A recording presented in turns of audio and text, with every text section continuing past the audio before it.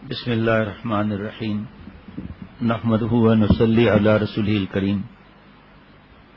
غزوہ احد کے واقعہ بتایا تھا، پھر رات کو بھائی وغیرہ حافظ ڈاکٹر شفقت اور انہوں نے کہا کہ بھئی جو آپ صلی اللہ علیہ وسلم کے رخسار مبارک میں جو کڑیاں چپ گئی تھی اس کو کس طرح نکالا گیا، کیا ہوا؟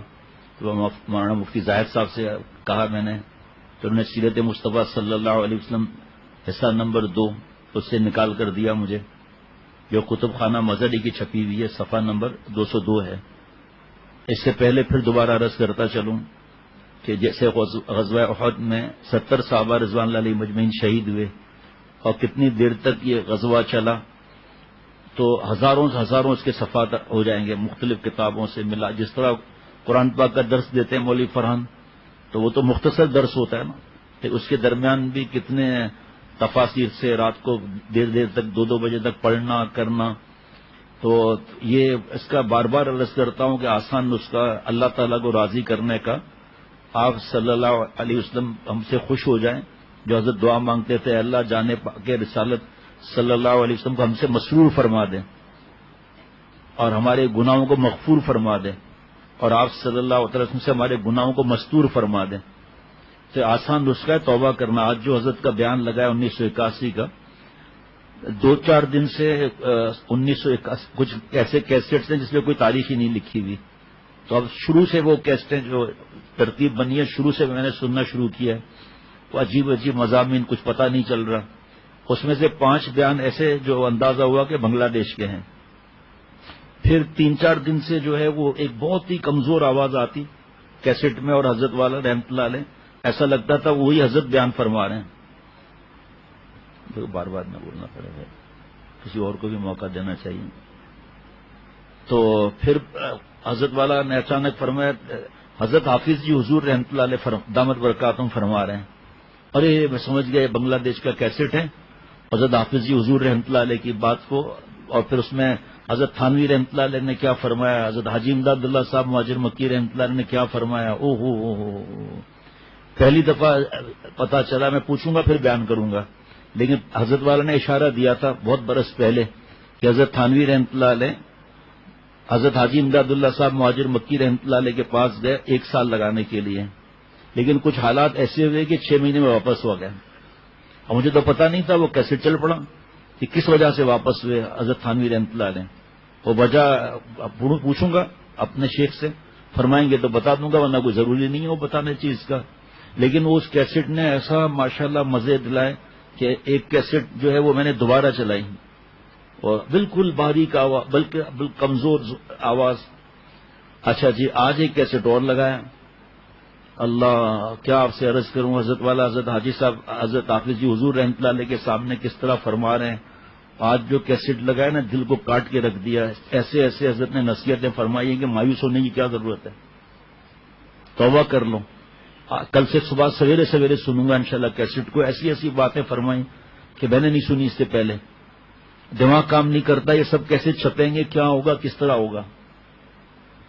مایوس نہیں ہے، لیکن بس بہرحال پتہ نہیں کیا ہوگا، یہ کچھ سمجھ میں نہیں آ رہا۔ تو یہ سیرت آپ صلی اللہ علیہ وسلم کی تاریخ، پہلے حضرت سے پوچھا تھا کہ تاریخی کتابیں نہیں پڑھنا چاہیے کیونکہ پتہ ہی نہیں چل رہا کس نے لکھی ہیں، کیا ہے کیا نہیں، ایسے واقعات ہیں جن کا پتہ ہی نہیں چلتا، علماء سمجھ سکتے ہیں ان باتوں کو۔ اس کے بعد پھر حضرت نے 1-2 کتاب کے بارے میں فرمایا، تاریخ کی وہ بڑی کتابیں نہیں، سیرت آپ صلی اللہ علیہ وسلم اس کے بارے میں فرمایا۔ معرف القرآن تفسیر میں نے حضرت کے ساتھ اللہ مجھے یاد نہیں ہے پہلے شروع کی تھی یا کس طرح فیکٹری جاتے آتے ہوئے، میرے اب تک وہ مولوی فرحان نے کہا 97 حضرت سے ملاقات ہو چکی تھی، پھر حضرت نے سے اجازت لی تھی، وہ مجھے کچھ یاد نہیں ہے۔ بہرحال جب تفسیر ختم ہوئی بیان القرآن تو میں نے حضرت والا سے عرض کیا کہ اور کوئی تفسیر پڑھوں، فرمایا کون سی پڑھی، میں نے بتایا معرف القرآن، فرمایا بس کافی ہے۔ اب اگر تمہیں کوئی اچانک کوئی ضرورت ایسی ہو تو اگر سمجھ آئے تو ٹھیک، ورنہ پھر آگے مجھ سے پوچھ لو یا مفتی صاحب سے پوچھ لو، جیسا معاملہ ہو۔ تو اسی طرح ابھی میں کچھ کہوں تو پھر صحیح نہیں ہے، مناسب بات نہیں ہے، لیکن بہرحال مشورہ ہونا چاہیے اس میں کہ آگے چل کے ایسا نہیں کہ ذہنی دوسرا ہو جائے۔ جیسے میں نے حضرت نے فرمایا تھا حضرت مجدد کی کتابیں پڑھا کریں، تو حضرت تھانوی رحمۃ اللہ علیہ کے ساتھ 2 یا 3 اور بزرگوں کے نام لکھے ہوئے تھے اس کتاب پر، وہ کربلا کے بارے میں۔ یہ تو اللہ کا شکر ہے کہ مجھے اس وقت کچھ بھی یاد نہیں ہے، کم از کم 1 سال تک میں جتنا پریشان رہا ہوں مجھے پتا ہے، جتنا میں پریشان رہا ہوں مجھے پتا ہے، میں دوسروں کو پریشان کروں تو صحیح تو نہیں یہ۔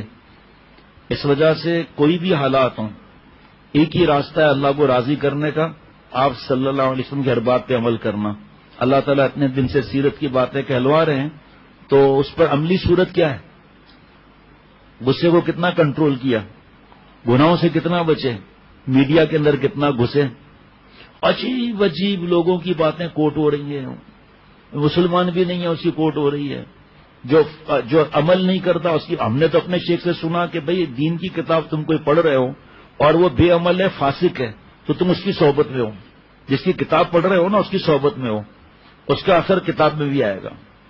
کسی اللہ والے کی کتاب پڑھ رہے ہو، اس کے انوارات اس کتاب میں ہوں گے جس سے فائدہ ہوگا۔ کسی اللہ والے کی کوئی کتاب ہے کورس وغیرہ کی، وہ پڑھ رہے ہو، اس کا نور ہوگا۔ فرمایا چنانچہ دارالعلوم دیوبند نے ایک استاد، اس میں علی گڑھ یونیورسٹی میں ایک استاد تھے انگلش کے، اللہ والے تھے، اس کے 22 مسلمان ان کے شاگرد تھے، 22 کے 22 تہجد گزار نیک تھے۔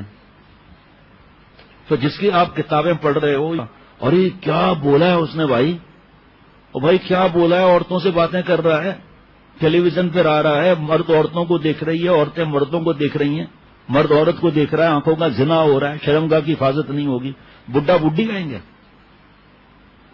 کچھ دوستوں کو کوئی بات ابھی سمجھا رہا تھا، اس لیے 15-20 منٹ نکل گئے، لاہ عمل کچھ بتا رہا تھا ان کو۔ شب برات سر پہ کھڑی ہے، گناہ ہی نہیں چھوڑ رہے۔ اللہ کا عاشق جو ہوتا ہے اس کی ہر رات شب برات شب قدر ہوتی ہے، اس کا ہر دن عید کا دن ہوتا ہے۔ عبادت کی راتیں ٹھیک ہے، اللہ تعالیٰ جس کو جتنی توفیق دے، منع تھوڑی کریں گے ہم لوگ، اللہ معاف فرمائے۔ دیکھو تو صحیح کیا اللہ تعالیٰ اور آپ صلی اللہ علیہ وسلم کی باتیں، صحابہ رضوان اللہ علیہ مجمعین کی باتیں، جنہوں نے عمل کیا ان کی باتوں پر، اللہ والے، ان کی باتیں سمجھ میں نہیں آ رہی۔ ایمان اتنا کمزور کہ انگریزوں کی باتوں کو وہ سمجھ رہے ہیں پورا۔ پوچھو آپ کون سا اخبار ایسا ہے جو آپ پڑھ رہے ہیں جس میں آپ کو اتنا قرب مل رہا ہے؟ کون سی ایسی کتاب پڑھ رہے ہیں شیخ کو نہیں بتا رہے، اپنی طرف سے پڑھے جا رہے ہیں کتابیں؟ اور یہ تو اب یہ جس گھر میں تصویر ہوگی رحمت کے فرشتے آئیں گے۔ کوئی دنیا میں کوئی ایسی طاقت ہے جو بول سکے کہ نام محرم کو دیکھ لو، کوئی حرج نہیں ہے۔ اور آج کل ابھی آپ میری آواز سن رہے ہیں نا، جا کے جو ٹیپ ہوا ہے یا جو سسٹم ہو رہا ہے اس پہ آپ سنیں گے کہ تو کہیں گے تو جوان کی آواز ہے، حالانکہ آپ کے سامنے سب کچھ ہے، بھویں تک الحمدللہ اللہ کے کرم سے سفید ہیں، لیکن وہ آواز کی کھنک، اور ایک تو نامحرم، دوسرا فاسق، تیسرا عورتوں سے باتیں کر رہا ہے، اب عورت مرد کو دیکھ رہی ہے، آنکھوں کا زنا ہو رہا ہے۔ اسلام آباد میں جب سفر ہوا تھا، وہاں پر مولانا جاوید اکرم کے گھر کے سامنے ہی مسجد، ان کو جب حضرت کے غلام کا پتہ چلا کہ بھئی صبح شام یہیں بیان کرنا ہے، اور دوسرا ہے تو ٹھیک، ورنہ فجر کا تو پکا یہاں رکھنا ہے، ٹھیک ہے بھائی۔ کوئی ایک آدھ بیان اثر کے بعد بھی ہوا، تو الحمدللہ لوگوں نے بہت زیادہ محبت دی، حضرت کے مضامین ہی ایسے ہیں۔ جب ہم پھر وہاں سے پتہ نہیں کہاں سے ہوتے ہوئے واپس اسلام آباد سے فلائٹ تھی، 22-24 دن کا شاید، 22 دن کا، تو پھر وہاں پر بیان ہوا صبح فجر کے بعد، اشراق کے بعد ایک صاحب آئے بڑی عمر کے، اور بہت دعائیں دیں، کہا میں نے ٹیلی ویژن سے توبہ کر لی اور یہ فائدہ کہ حضرت کا کیا، کاش حضرت سے ملاقات ہوتی۔ بہرحال وہ بات ابھی اس وقت بات نہیں کرنی، تو اب میں صرف خبر نامہ سنتا ہوں، باقی سب چیز چھوڑ دی۔ تو میں نے کہا آپ خبر نامہ سنتے ہیں یا خبر نامہ دیکھتے ہیں؟ تو حضرت سے سنا ہوا تھی یہ بات کہ خبر نامہ سنتا ہوں، میں نے نہیں کہا آپ خبر نامہ دیکھتے ہیں۔ کہ بھائی کیسے؟ میں نے کہا خبر نامہ کوئی پڑھتا ہے یا پڑھتی ہے؟ دیکھو تو پڑھتی ہے، یہ جو PhD کی ڈگری لی ہوئی محترمہ پاگلوں کی طرح گھوم رہی ہے، یہاں سے بیانات اس کے ہو رہے ہیں، دین کی کچھ خبر نہیں، اور کیسا فنڈنگ کہاں سے ہو رہی ہے۔ جب ہمارا گھر تھا ایل پارک کے پاس، تو بابا کے جاننے والے تھے، وہ واک کرتے تھے وہاں، تو انہوں نے بابا سے کہا یا مسجد میں کسی سے کہا کہ دوسرے ساتھی نے بتایا، بابا کو بتایا، اب یاد آ گیا بابا کو، حضرت کے کوئی مرید تھے، انہوں نے بتایا کہ ہم واک کرتے ہیں، اور وہاں پر ایک بوڑھا تھا، کان پہ لگا کر تون نکال کر ایسے ایسے جو نقل کرتے ہیں نا، وہ کہہ رہا کیا سن رہے ہو؟ ارے بھائی کیا گجب کا بیان کرتی ہے بھائی، گجب کا، کیا گجب کا بیان، اتنا اس کی آواز میں نور ہے کہ کیا تیرے کو بتایا یار. اس نے کہا بھائی کون ہے؟ کہا ڈاکٹر نہیں ہے، پی ایچ ڈی کیا ہے، مولوی کیا جانے پی ایچ ڈی کا مطلب کیا ہے، آواز بڑی گجب کی ہے. ارے اس کی آواز گجب کی ہے تو گجب کی آواز سن رہا ہے یا دین کی بات سن رہا ہے؟ یہ ایسے شیطان نے الو بنایا ہوا ہے. تو میں نے ان سے کہا کہ آپ خبر نامہ سن رہے ہیں یا دیکھ رہے ہیں؟ کہا کیسے سن رہا ہوں؟ میں نے کہا نہیں آپ دیکھ رہے ہیں. کہا کیسے؟ میں نے کہا اخبار پڑھنے والی عورت ہے یا مرد ہے وہ خبروں والی؟ بس کی ہنسی نکل گئی. کہا عورت ہے. میں نے کہا آپ تو بیان کی تعریفیں کر رہے ہیں تو آنکھوں کا زنا تو ہو رہا ہے. میں نے کہا میں آپ سے ایک سوال پوچھتا ہوں، حضرت والا کا سوال، کہ اگر خبر پڑھنے والی 70-75 برس کی بوڑھی ہو اور 11:15 نمبر کا چشمہ لگاؤ جس سے آنکھ بڑی نظر آتی ہے، وہ والا چشمہ، ناک پکوڑے جیسی ہو، آنکھ سے کیچڑ بہ رہی ہو، ناک بہ رہی ہو، دانت ٹوٹے ہوئے ہوں، بتی سی سامنے رکھی ہو اور بال بڈھے گدھے کے دم ہو اور گردن ہل رہی ہو ایسے، اور کہ excuse me please breaking news, کا لعنت بھیجے بریکنگ نیوز کی بچی آئی ہے بڑی. میں نے کہا کوئی سنے گا پھر؟ تو وہ اس کی ہنسی نکل گئی کہ آج جا کے گھر سے ٹی وی توڑ دیتا ہوں. اب ماشاءاللہ دین کے بیان سن رہے ہیں، حضرت کی کتابیں پڑھ رہے ہیں اور پھر اس کے بعد ان چیزوں میں لگے ہوئے. پہلے میں عرض کر لوں، آپ صلی اللہ علیہ وسلم کے جو ہیلمٹ خود لکھا ہوا ہے اس کی کڑیاں وار لگنے کی وجہ سے اندر چھپ گئی تھی، خون نکل رہا تھا، جس سے مبارک پر چونکہ 2 آئینی زروں کا بھی بوجھ تھا، اس لیے حضرت صلی اللہ علیہ وسلم اس گھڑے سے اوپر نہیں چڑھ رہے تھے جو کل سنایا تھا میں نے، جس کو ابو عامر فاسق نے مسلمانوں کے لیے بنایا تھا. حضرت علی رضی اللہ تعالیٰ عنہ نے آپ کا ہاتھ پکڑا اور حضرت طلحہ نے کمر تھام کر سہارا دیا جو آپ صلی اللہ تعالی وسلم اپنا قدم مبارک پہ کھڑے ہوئے، اور ارشاد فرمایا حضور صلی اللہ علیہ وسلم نے، جو شخص زمین پر چلتے پھرتے زندہ شہید کو دیکھنا چاہے وہ طلحہ کو دیکھ لے. حضرت عائشہ صدیقہ بنت صدیق ابو بکر رضی اللہ تعالیٰ عنہ سے راوی ہیں کہ چہرہ انور میں زرے کی جو 2 کڑیاں چھپ گئی تھیں وہ حضرت ابو عبیدہ بن جراح رضی اللہ تعالیٰ عنہ نے نکالی تھیں. حضرت ابو عبیدہ، میں نے مولانا سے دوسرا نام لیا تھا تو مولانا نے مجھے بتایا صبح کو کہ نہیں، حضرت ابو عبیدہ رضی اللہ تعالیٰ عنہ نے ان کو اپنے دانتوں سے پکڑ کر کھینچا، جس میں ابو عبیدہ رضی اللہ تعالیٰ عنہ کے 2 دانت شہید ہو گئے رضی اللہ تعالیٰ عنہ. رسول اللہ صلی اللہ تعالی علیہ وسلم نے جب فرمایا، یہ بھائی دیکھنا،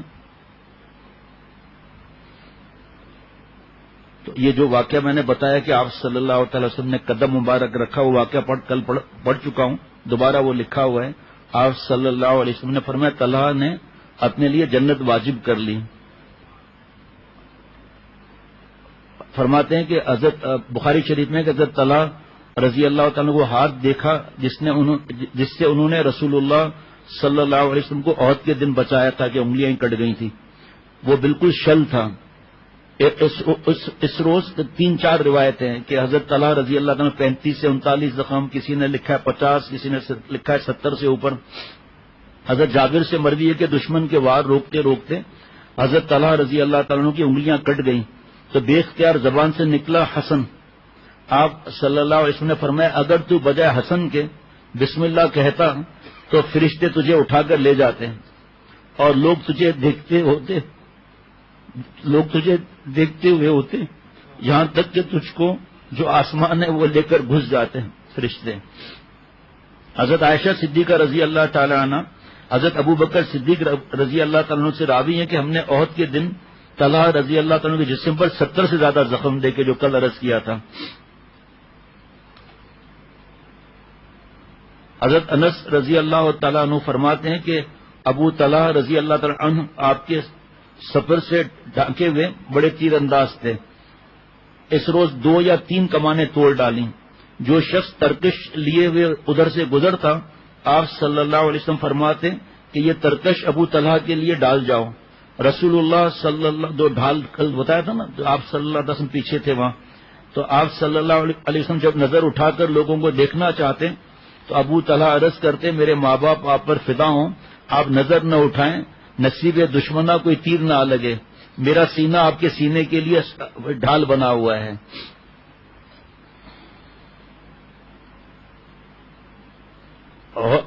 سبحان اللہ. عہد کے دن حضرت سعد بن ابی وقاص رضی اللہ تعالیٰ عنہ قریب 1000 تیر چلائے، کھینچنا اور مارنا. جس طرح آپ صلی اللہ علیہ وسلم انبیاء علیہ الصلوۃ والسلام کے بعد آخری نبی ہیں، خاتم النبیین ہیں، کمالات نبوت آپ پر ختم تھے، اسی طرح آپ پر محبوبیت ختم تھی اور صحابہ رضوان اللہ علیہ مجمعین پر عشق ختم تھا. خدا کی قسم، یہ حضرت مولانا الیاس صاحب کاندھلوی رحمۃ اللہ علیہ فرما رہے ہیں کہ خدا کی قسم اس فدائیت کے سامنے لیلا مجنوں کی داستانیں سب مٹی ہیں. یہ جو میں نے عرض کیا تھا اب وہ آگے آ رہا ہے. حضرت انس رضی اللہ تعالیٰ عنہ راوی ہیں کہ احد کے دن رسول اللہ صلی اللہ علیہ وسلم اپنے چہرے انور سے خون پوچھتے جاتے تھے اور یہ کہتے جاتے تھے وہ قوم کیسے فلاح پا سکتی ہے جس نے اپنے پیغمبر کا چہرہ خون آلود کیا اور وہ ان کو ان کا پروردگار کی طرف بلاتا ہے.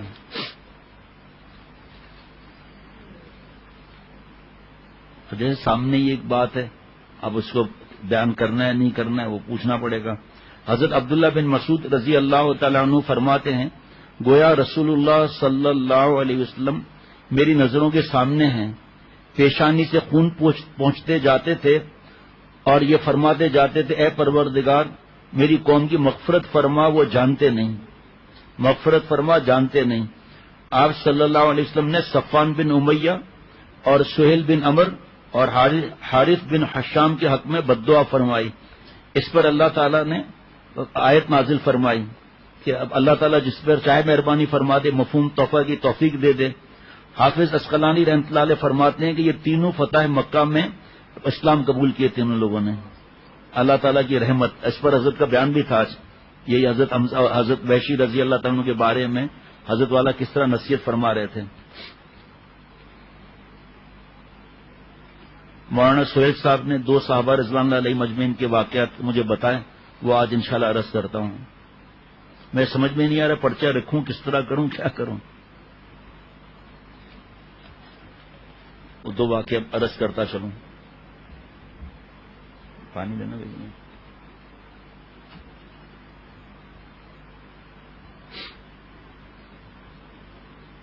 پوچھو جیسے پرچہ کاغذ اوپر کرتے ہیں نیچے کا پھر سامنے کوئی چیز مل جاتی ہے.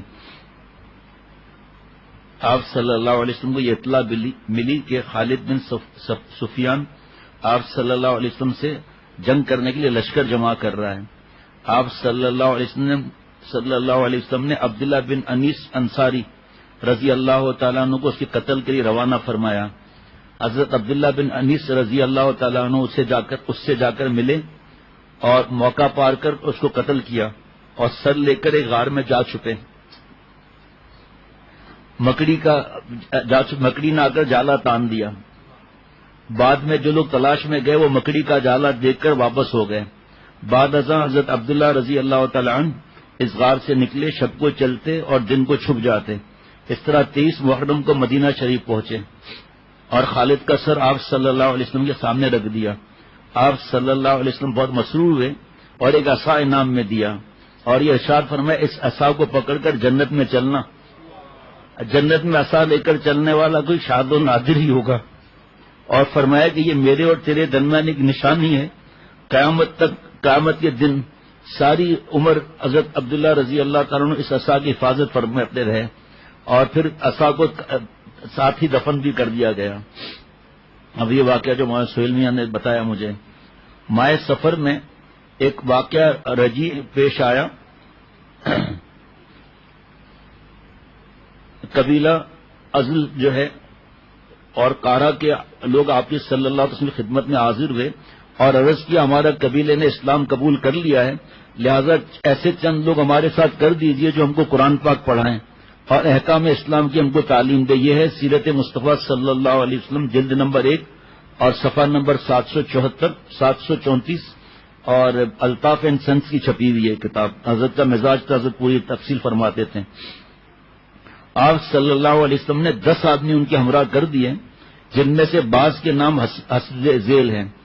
7 میں سے چند نام لکھے ہیں. عاصم بن ثابت جو امیر مقرر ہوئے تھے اور مرثد اور عبداللہ اور خبیب بن عدی اور زید بن دشنا، خالد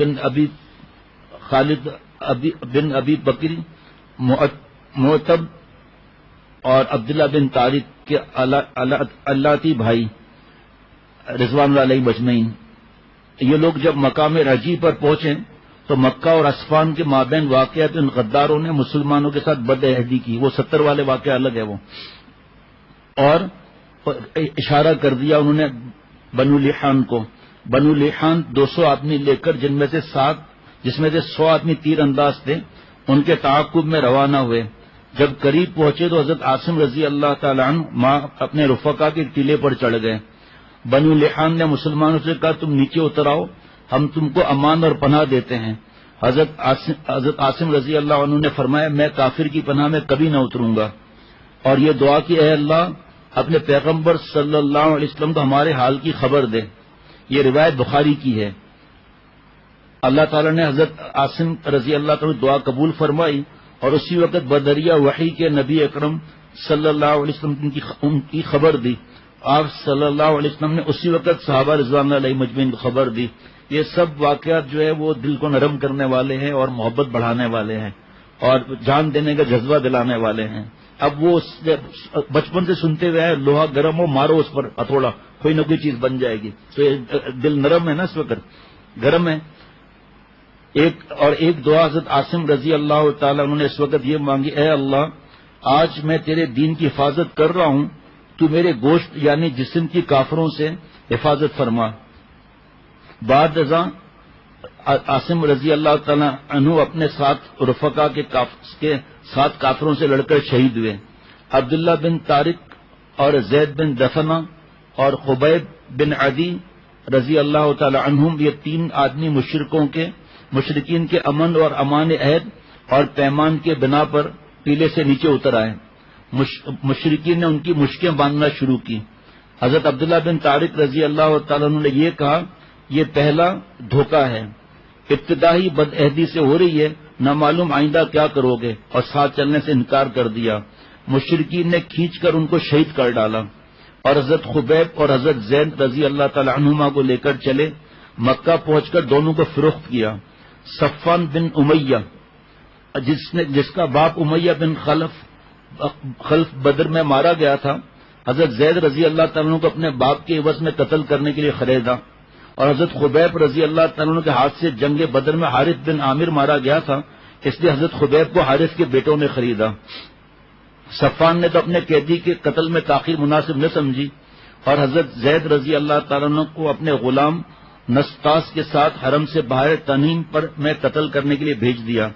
اور قتل کا تماشا دیکھنے کے لیے ایک قریش کی ایک جماعت تنیم میں جمع ہو گئی، جن میں ابو سفیان بن حرب بھی تھا. ہر وقت سوچتے رہیں کہ اللہ تعالیٰ نے پھر بھی کیسی مہربانیاں فرمائی. یہ عجیب و غریب واقعہ ہے. یہ ہر ہی بات ایسی ہے.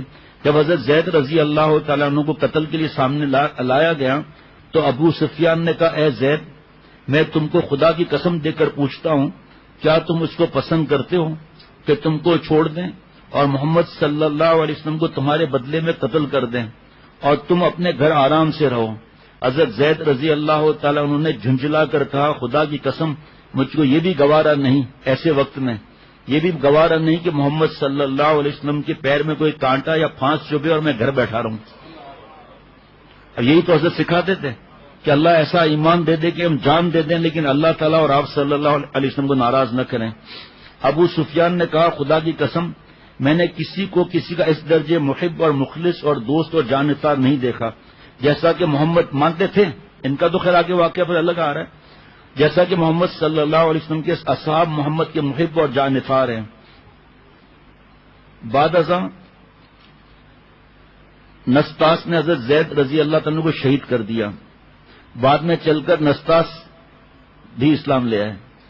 یہ قید نہیں تھی کہ آپ نے اس طرح کر دیا، آپ نے اس طرح کر دیا. اللہ کی عطا، معافی، جذب، اللہ کا قرب. اور لوگ نہیں تھے کہ اس وقت دوسرے جو مسلمان نہیں تھے یا منافق نہیں تھے، لیکن اللہ کی نظر جس پہ پڑ جائے.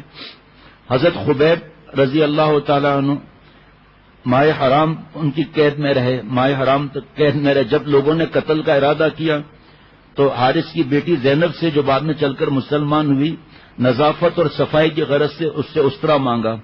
زینب استرا دے کر اپنے کام میں مشغول ہو گئی.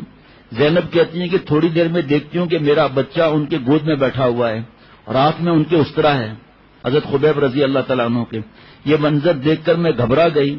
حضرت خبیب رضی اللہ عنہ نے مجھ کو دیکھ کر یہ فرمایا کیا تجھ کو یہ اندیشہ ہوا کہ میں اس بچے کو قتل کروں گا؟ ہرگز نہیں، انشاءاللہ مجھ سے ایسا کام کبھی نہ ہوگا، ہم لوگ دھوکہ نہیں کرتے.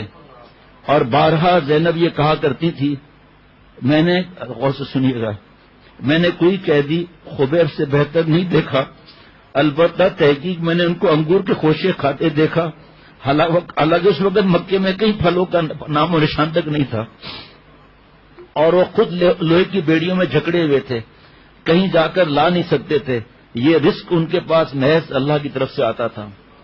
جب قتل کرنے کے لیے حرم سے باہر ان کو تنعیم میں لے گئے تو فرمایا کہ مجھ کو اتنی مہلت دو کہ میں 2 رکعت نماز پڑھ لوں. لوگوں نے اجازت دے دی. آپ نے 2 رکعت نماز ادا فرمائی اور مشرکین کی طرف مخاطب ہو کر یہ فرمایا میں نے اس خیال سے نماز کو زیادہ طویل نہیں کیا کہ تم کو یہ گمان ہوگا کہ میں موت سے ڈر کر ایسا کر رہا ہوں. بعد ازاں ہاتھ اٹھا کر یہ دعا مانگی، اے اللہ ان کو ایک ایک کر کے مار، کسی کو باقی نہ چھوڑ. اور یہ شعر پڑھے.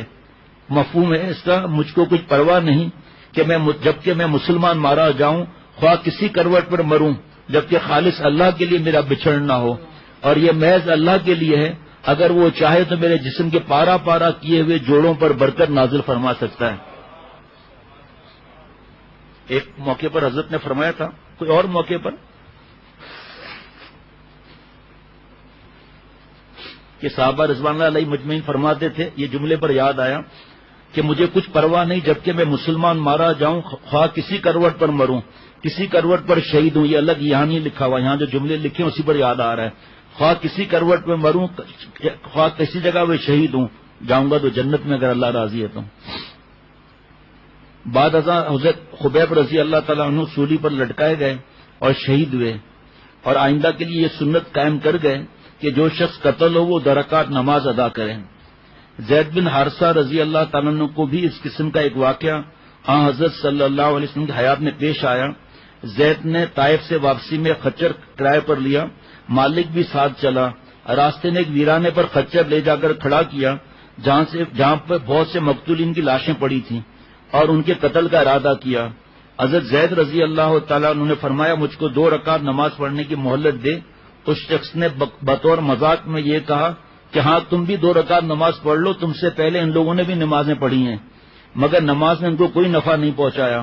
حضرت زید بن حارثہ رضی اللہ تعالیٰ عنہ جب 2 رکعت سے فارغ ہوئے تو یہ شخص قتل کے ارادے سے ان کی طرف بڑھا. اس کو بڑھتے دیکھ کر حضرت زید رضی اللہ تعالیٰ عنہ یہ کہا، یا ارحم الراحمین، اے سب سے زیادہ رحم فرمانے والے مہربان. ادھر زید رضی اللہ تعالیٰ عنہ کی زبان سے یہ اسم اعظم نکلا اور ادھر سے ایک غیب سے آواز سنی کہ ان کو قتل نہ کر. وہ شخص اس غیبی اور ناگہانی آواز سے مروب اور خوفزدہ ہو کر ادھر دیکھنے لگا. جب کوئی شخص نظر نہ آیا تو اسی ناپاک ارادے سے آگے بڑھا. حضرت زید رضی اللہ تعالیٰ نے پھر یا ارحم الراحمین کہا. اس شخص کو پھر کوئی غیبی آواز سنائی دی اور وہ پیچھے ہٹا اور مثل ثابت پھر آپ کی طرف بڑھا. آپ نے پھر یا ارحم الراحمین کہا. تیسری بار یا ارحم الراحمین کا کہنا تھا کہ کیا دیکھتے کہ ایک سوار نیزہ ہاتھ میں لیے ہوئے اور اس نیزے کے سرے میں آگ کا ایک شعلہ تھا. وہ نیزہ اس شخص کو مارا جو آنن فانن پشت سے پار ہو گیا اور اسی وقت وہ شخص مردہ ہو کر زمین میں گر پڑا. سبحان اللہ بھی کہہ سکتے ہیں. بعد ازاں اس شخص نے حضرت زید رضی اللہ تعالیٰ عنہ سے مخاطب ہو کر یہ کہا، جب تم نے پہلی بار یا ارحم الراحمین کہا اس وقت اس شخص نے کہا اس وقت میں 7ویں آسمان میں تھا. جب دوسری مرتبہ کہا تو آسمان دنیا پر تھا. جب تیسری مرتبہ کہا تو میں تمہارے پاس آ پہنچا.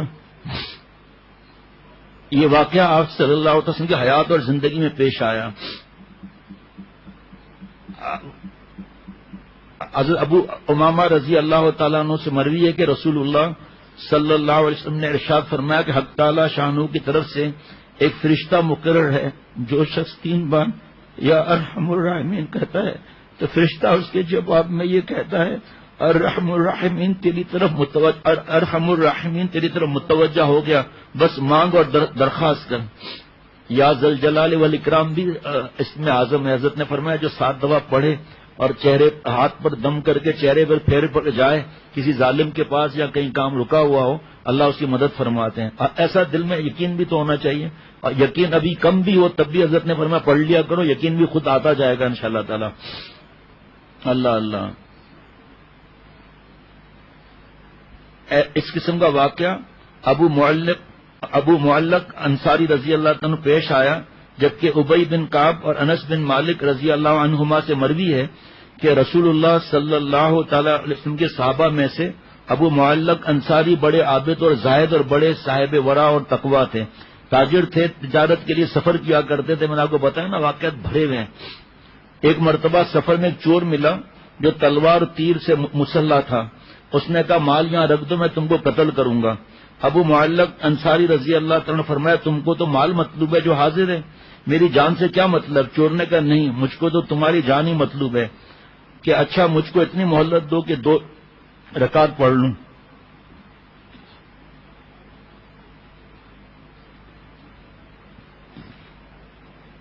چور نے کہا ہاں نماز جتنی چاہے پڑھ لوں. ابو معلق رضی اللہ تعالیٰ نے وضو کی اور نماز پڑھی، اور بعد نماز کی یہ دعا کی. اس نے اعظم پڑھا. دیکھتے کیا ایک سوار نیزہ لیے ہوئے چور کی طرف بڑھا اور نیزے سے اس کا کام تمام کر لیا. بعد ازاں ان کی طرف متوجہ ہوا اور کہا تم کون ہو؟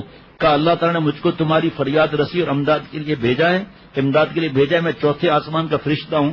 جب پہلی دفعہ تم نے یہ دعا مانگی تو میں نے آسمان کے دروازے سے کھٹکھٹانے کی آواز سنی. جب دوسری مرتبہ دعا مانگی تو میں نے آسمان والوں کی چیخو پکار سنی. جب نے دوسری بار دعا مانگی تو کسی مستر اور مبتلا کرب غم کی دعا ہے. اس وقت میں نے حق تعالیٰ سے درخواست کی مجھے اس کے قتل پر معمور کیا جائے. بعد ازاں یہ کہا تم کو بشارت ہو، یہ یاد رکھنا جو شخص وضو کر کے 4 رکعت نماز پڑھے اور یہ دعا جو اوپر مذکور ہے وہ پڑھے، اس کی دعا قبول ہوگی. غزوہ احد میں حضرت عاصم رضی اللہ تعالیٰ نے سلافہ بنت سعید کے 2 لڑکوں کو قتل کیا تھا. اس لیے سلافہ نے یہ نظر کی تھی کہ عاصم رضی اللہ تعالیٰ کے سر مبارک میں ضرور شراب پیوں گی. اس لیے قبیلہ حذیل کے کچھ لوگ حضرت عاصم رضی اللہ تعالیٰ کا سر لینے کے لیے روانہ ہوئے تاکہ سلافہ کے ہاتھ فروخت کر کے خاطر خواہ قیمت وصول کریں. سلافہ نے یہ اعلان کیا تھا کہ جو عاصم کا رضی اللہ تعالیٰ کا سر لائے گا اس کو 100 اونٹ دیے جائیں گے. حضرت عاصم رضی اللہ عنہ اپنی لاش کی عصمت اور حفاظت کی خدا سے پہلے ہی دعا مانگ چکے تھے. حق تعالی شانوں نے دشمنوں سے ان کی عصمت اور حفاظت کا یہ انتظام کیا کہ بھیڑ کا ایک لشکر بھیج دیا جس نے ہر طرف سے ان کی لاش کو گھیر لیا. کوئی کافر ان کے قریب بھی نہ آ سکا. اس وقت یہ کہہ کر علیحدہ ہو گئے کہ جب شام کے وقت بھیڑیں دفع ہو جائیں گی اس وقت نعوذ باللہ سر کاٹ لیں گے. لیکن جب رات ہوئی تو ایک سیلاب آیا جو ان کی لاش کو بہا لے گیا. سب ناکام اور ذلیل ہو کر واپس ہوئے. حضرت عاصم رضی اللہ عنہ نے اللہ تعالیٰ سے عہد کیا تھا کہ نہ میں کبھی مشرک کو ہاتھ لگاؤں نہ کوئی مشرک مجھے ہاتھ لگائے. حضرت عمر رضی اللہ تعالیٰ عنہ کے سامنے جب کبھی حضرت عاصم رضی اللہ تعالیٰ عنہ کا تذکرہ آتا تو یہ فرماتے کہ حق تعالیٰ بعض مرتبہ اپنے خاص بندے کی مرنے کے بعد بھی حفاظت فرماتے ہیں جیسے زندگی میں اس کی حفاظت فرماتے تھے. اب وہ آپ کو حضرت خبیب رضی اللہ تعالیٰ عنہ کا واقعہ یاد ہوگا کہ ان کو سولی پر چڑھا دیا گیا. کفار مکہ نے حضرت خبیب رضی اللہ تعالیٰ عنہ کی لاش کو سولی پر لٹکا ہوا چھوڑ دیا. رسول اللہ صلی اللہ تعالی علیہ وسلم نے حضرت زبیر اور حضرت مقداد رضی اللہ تعالی عنہما کو ان کی لاش اتار لانے کے لیے مدینے سے مکہ روانہ کیا. جب یہ دونوں رات میں تنعیم پہنچے تو دیکھا 40 آدمی لاش کا پہرا دینے کے لیے سولی کے ارد گرد کھڑے ہوئے ہیں. حضرت زبیر رضی اللہ تعالی عنہ اور مقداد رضی اللہ تعالی عنہ نے ان لوگوں کو غافل پا کر لاش کو سولی سے اتار کر گھوڑے پر رکھا. 40 دن کے بعد لاش اسی طرح تر و تازہ تھی، کسی قسم کا اس میں تغیر نہ آیا تھا، حالانکہ سولی دیے 40 دن ہو چکے تھے. مشرکین کی جب آنکھ کھلی تو دیکھا کہ لاش گم ہے، ہر طرف تلاش میں دوڑے. بالآخر حضرت زبیر رضی اللہ تعالی عنہ اور مقداد رضی اللہ تعالی عنہ کو جا پکڑا. حضرت زبیر رضی اللہ تعالی عنہ نے لاش کو اتار کر زمین پر رکھا. فوراً زمین شک ہوئی اور لاش کو لے گئی.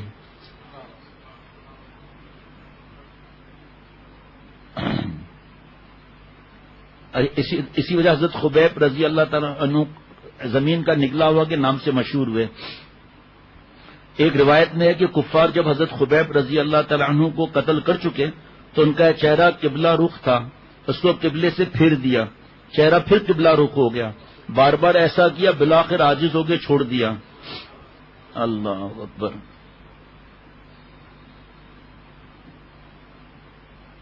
حضرت عاصم رضی اللہ عنہ کی اس نرالی شان سے حفاظت اور لوگوں کا حضرت خبیب انصاری رضی اللہ تعالیٰ عنہ کو بغیر کسی ظاہری وسیلے کے انگور کھاتے ہوئے دیکھنا، اور حضرت زید بن حارثہ اور ابو معلق انصاری کا واقعہ، یہ سب اس کی دلیل ہے کہ حضرات اولیاء اللہ کی کرامت حق ہیں. اسی پر تمام اہل سنت کا اجماع ہے. حضرت کی بات سنا دوں کہ فرمایا کہ ملا علی قاری رحمۃ اللہ علیہ مشکات کی شرح مرکات میں فرماتے ہیں کہ 1000 کرامات سے بڑھ کر کرامات کا انکار نہیں کر سکتے، حدیث پاک کا مفہوم ہے. اور ایک واقعہ بھی ہے اس میں حدیث پاک کا، حضرت کی کتاب یاد نہیں ہے، جیسے تجلیات جزم میں میرے خیال میں، میرا کتاب کا نام یاد نہیں، وہ تو سرچ سے مل جائے گا، کہ ایک صاحب نے جو ہے کسی سے قرضہ مانگا تو انہوں نے کہا کہ بھئی تمہارے پاس کوئی گواہ ہے؟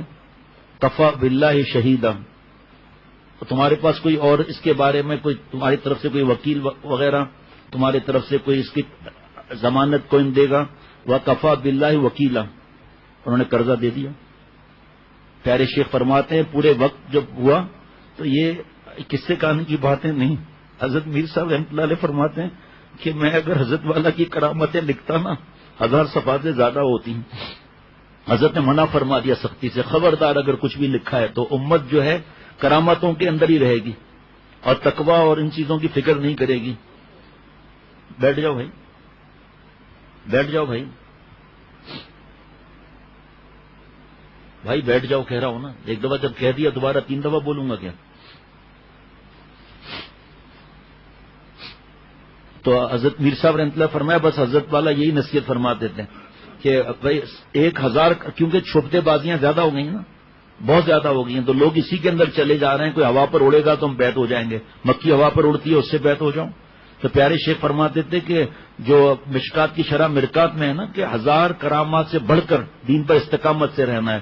اور فرمایا دین پر استقامت کا پتہ ایئرپورٹ پہ چلے گا، بس اسٹاپ پر چلے گا، ریلوے اسٹیشن پہ پتہ چلے گا، شادی جس میں اللہ کی نافرمانی ہے وہاں پتہ چلے گا، رشوت کے موقع پر پتہ چلے گا، سود کے موقع پر پتہ چلے گا.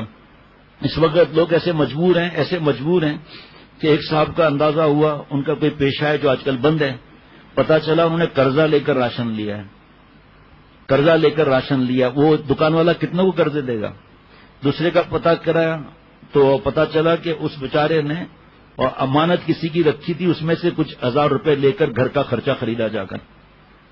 حضرت تھانوی رحمۃ اللہ علیہ فرماتے ہیں کہ جو خود مقروض ہو کسی کی امانت اپنے پاس نہ رکھے، ورنہ امانت میں خیانت کرنا تو کسی صورت میں اجازت نہیں ہے. گناہ کرنے سے بہتر ہے کہ آدمی جس کو اپنا سمجھتا ہے اس کو دل کا حال کہہ دیں. تو یہ تو خامخواہ گناہ کر کے پریشان ہونا، دکاندار تنگ کرنا. میرا مطلب یہ کہ اب آج حضرت کا بیان تھا، ابھی آپ لوگ بھی گواہ ہیں. حضرت نے فرمایا اپنے مال پر نظر نہیں کرنا، اپنے پوسٹ پر نظر نہیں کرنا، اپنے بیانات پر نظر نہیں کرنا. یہ سب کام نہیں آئیں گی چیزیں وہاں پر کہ میں نے ایسا بیان کرتا تھا، وہ ایسا، انہوں نے یہ تعریف کر دی، اتنے میسج آ گئے. یہ اللہ کی عطا ہے. ما اصابک من حسنۃ فمن اللہ. فرمایا کرامت کا یہاں پتہ چلے گا جب حسین لڑکی کوئی سامنے آئے. کرامت کا یہاں پتہ چلے گا جب کسی پر غصہ آ رہا ہے، غصہ نہیں کیا. یہ استقامت کا وہاں پتہ چلے گا. تو حضرت میر صاحب کو حضرت منع فرما دیا کہ امت پر اسی چکروں میں رہے گی. حضرت میر صاحب کا جملہ رحمۃ اللہ علیہ کا کہ 1000 صفحات سے اوپر ہوتا معاملہ. تو جب وقت پورا ہوا، جو وعدہ کیا تھا، جب دریا کے کنارے گئے تو کوئی کشتی وغیرہ کچھ بھی نہیں. اب پریشان ہو گئے. ایک لکڑی کا بڑا سا ایک ٹکڑا چلا آ رہا تھا، اس کو جا کے لے آئے، اس میں کاٹا اس کو اور اس کے اندر پیسے رکھے وہ، اور کیل وغیرہ لگا کر اندر خط بھی رکھا کہ آپ سے وعدہ تھا لیکن کیا کریں کوئی کشتی ہی نہیں ہے. اللہ سے دعا کی کہ اللہ ان کو وہاں تک پہنچا دیجئے. وہ بیچارہ انتظار میں بیٹھا ہے. آگے لوگوں نے وعدے بھی تو کیے ہوتے ہیں نا، ان کے بھی تو خرچے ہوتے ہیں نا.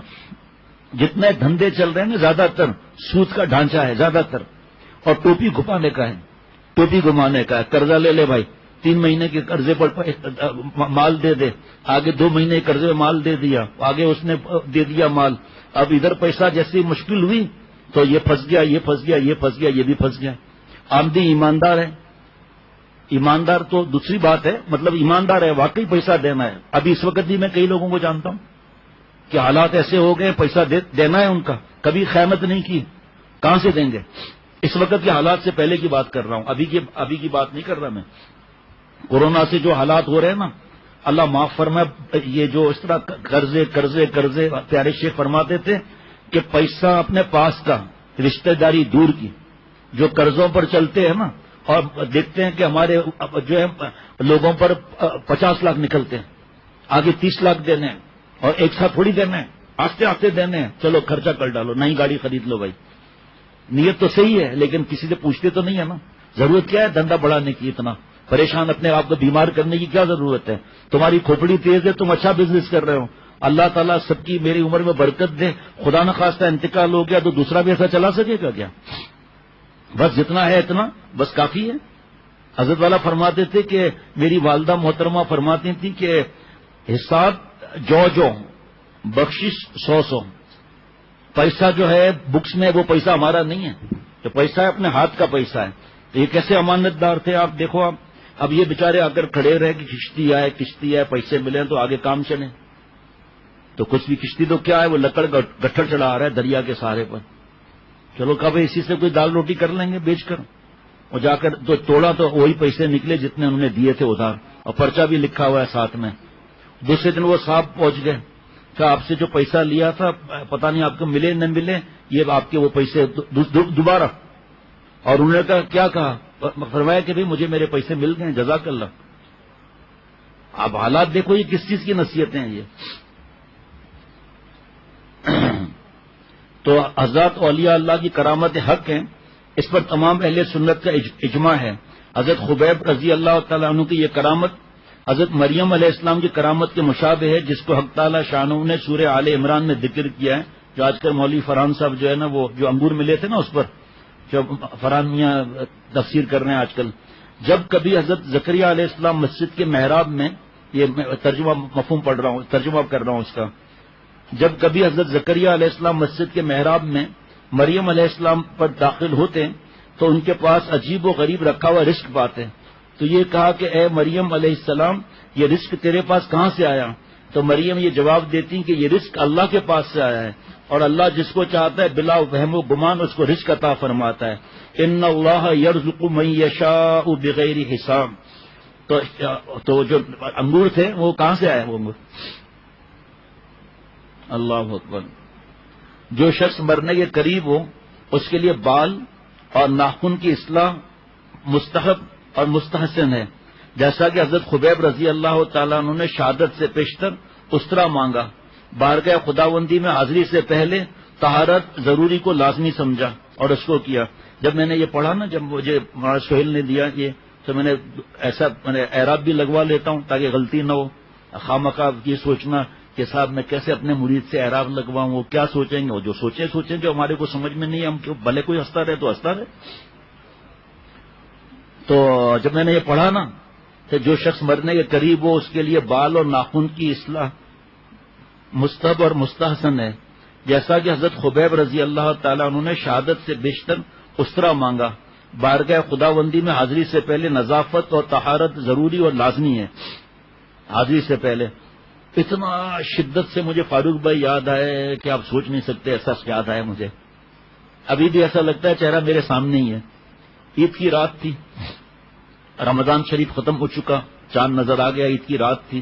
ضمیر بھائی سے کہا کہ ہم دونوں بھائیوں کے لیے عیدگاہ میں جو مسجد اشرف میں کرسیاں دونوں ساتھ رکھنا، کہ صحیح۔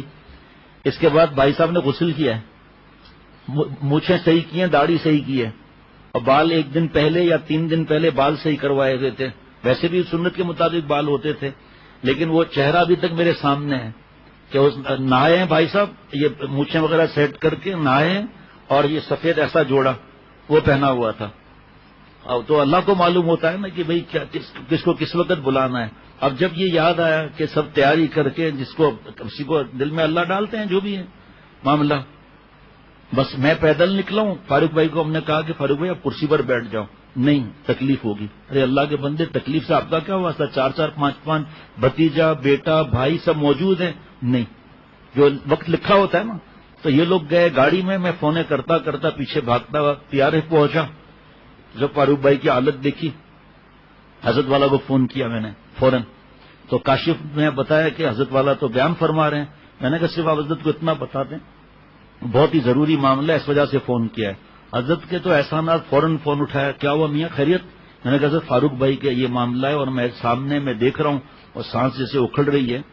اور اتنا آرام سے اللہ کے پاس گئے اتنا آرام سے. ڈاکٹر ندیم بھی تھے وہاں پر. حضرت والا نے پھر مجلس میں دعا بھی کرائی.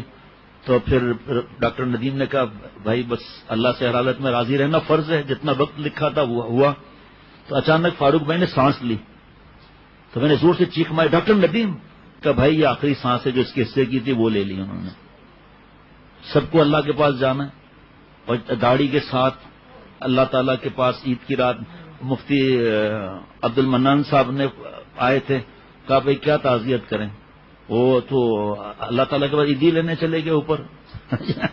اللہ تعالیٰ نے عیدی کے لیے وہاں بلا لیا. للت الجائزہ رات تھی نا للت الجائزہ اور عید عبادت کی رات ہوتی ہیں. بس اللہ تعالیٰ. ہاں ایک یہ لکھا ہے کہ اگر مسلمان کافروں کی حراست میں ہو بھائی اس پر اگر کوئی بیان کرے تو میرے خیال میں گھنٹوں کر سکتا ہے. لائنیں 2 ہیں اور اس کے بعد دعا کر لیں گے. اگر مسلمان کافروں کی حراست میں ہو اور اس کے قتل کا تہیہ کر چکے ہوں تو مسلمانوں کے لیے جائز نہیں کہ موقع پا کر ان کے بچوں کو قتل کر ڈالیں بلکہ ان کے ساتھ شفقت اور محبت سے پیش آئیں. بس اس کے زیادہ میں کیا ہوں آگے کہوں. ہمیں کوئی سیاست سے دلچسپی نہیں ورنہ اس پر بیان ہو سکتا ہے کہ پورے دنیا میں مسلمان بچوں کا کیا حال کیا جاتا ہے. کس کس ملکوں میں کس کس طرح ان پر ظلم کیا جاتا ہے.